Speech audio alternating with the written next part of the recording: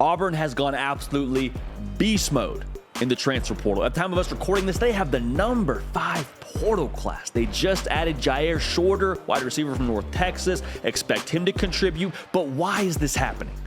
Why is there so much addition through the transfer portal for Auburn? There's a couple of reasons, but I think for Hugh Freeze, he's made it very clear. Listen, I'm not interested in building to be competitive. I'm not interested in building to having a good year in 2025. 17 transfers via the portal, now on the roster, going to contribute. And one reason why they're going to contribute is because you look at what happened a season ago. Auburn was 5-7. A lot of that you pin on the roster. And now you got new management, you got a new boss running the show. What happens when someone takes over a company, when a new boss comes in? If the company was struggling before, there's some changes. There's some additions. He brings in some new people to do a better job. And so I think the first thing that Auburn can sell is playing time.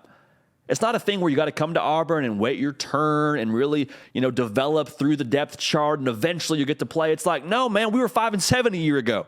Hugh Freeze has been extremely transparent. He came on this very show and was transparent to us. He said we are open to anybody that is able to help us at Auburn on the field and that fits our culture. You check both those boxes, we got a spot for you. And so you're seeing a lot of these guys that are talented that are going to play this coming season.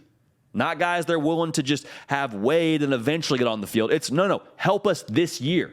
Austin Keys from Ole Miss, one of those guys. Justin Rogers from Kentucky, one of those guys. Peyton Thorne, absolutely one of those guys. Auburn is not interested in waiting around. They can sell playing time to these guys. And evidently, that's been a solid pitch as Auburn now has a top 5 portal class and's got 17 transfers. So whatever they're selling, that's working. And again, playing time, you would imagine, is one of the things that they can sell. Now, Auburn fans, make sure you're locked in right here. We talk college football every single day. It's the middle of May. We're both junkies for this sport, okay? I mean, we're sickos. Again, we're talking about it, and it's May. Come join the party. Come join the family. I want you a part of this, all right? We talk ball, like I said, every day. We're live tomorrow morning, 10 a.m. Central, 11 a.m. Eastern time.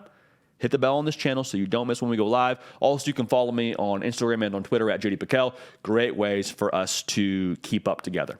All right, so appreciate y'all in advance for that. The other piece here for Auburn is they have a proven track record as a staff. Hugh Freeze has proven in his offense, you have a chance to score a lot of points, catch the eyes of NFL scouts, and go achieve whatever you want to achieve. This is not a first-year staff that you're having to bet on and see, maybe they're going to be able to prove themselves and maybe I can accomplish for the first time something under this staff. Like, that's not the pitch here. You've seen what Hugh Freeze has done at multiple stops. At Ole Miss and at Liberty, he develops guys. They score a lot of points. Fun place to play. Fun coach to play for. Okay, that's what Hugh Freeze is able to sell right now. You know what you're getting. It's not someone you're gambling on. You know what Hugh Freeze is bringing to the table. Even more so his staff. I said it before with Peyton Thorne. I think Philip Montgomery was a very attractive piece of the pitch for Auburn to land Peyton Thorne because of the quarterbacks he's worked with.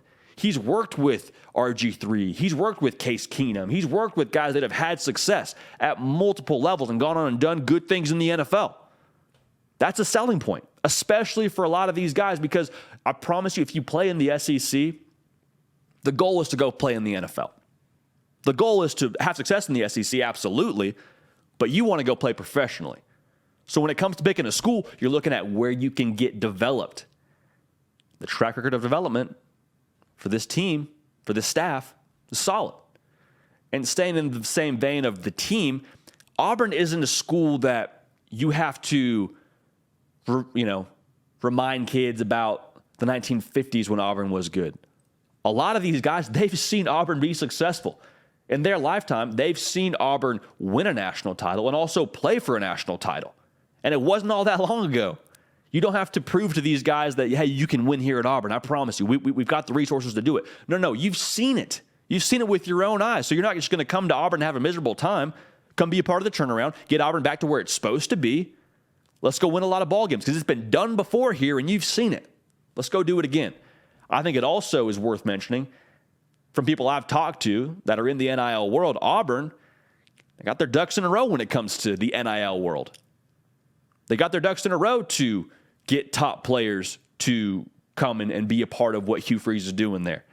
So if I'm an Auburn fan here, I'm just saying that encourages me, because that just means that we have an operation, an outfit at Auburn that is not just pretending that modern college football is the same as it was in 2004.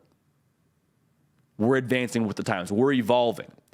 And from what I've seen in the NIL world, in the transfer portal world, the schools that are successful in it are the schools that are running when the gun goes off. What I mean by that is it's not going to be as slow as molasses eventually get with the times.